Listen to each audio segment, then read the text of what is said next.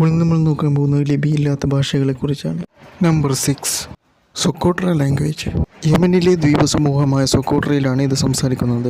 വാമൊഴിയായിട്ടാണ് ഇവ ഉപയോഗിക്കുന്നത്. Number 5, Sentinelese. Andaman നിക്കോബാറിൻ്റെ ഭാഗമായ സെൻറ്റിനൽ ദ്വീപിലാണ് ഇത് സംസാരിക്കുന്നത്.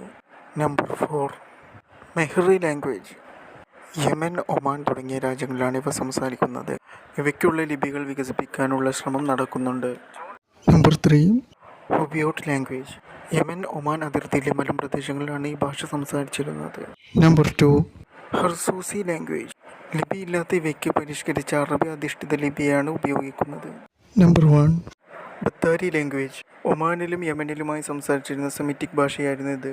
അറബി അടിസ്ഥാനമായ എഴുത്തുരീതിയാണ് ഇതിനു വേണ്ടി വികസിപ്പിച്ചത്. തെക്കൻ അറേബ്യയിലെ 6 അലിഖിത ഭാഷകളിൽ ഒന്നാണ് ഇത്. അപ്പോൾ നമ്മുടെ വീഡിയോയുടെ വൈൻഡപ്പ് ചെയ്യുകയാണ്. Thank you for watching.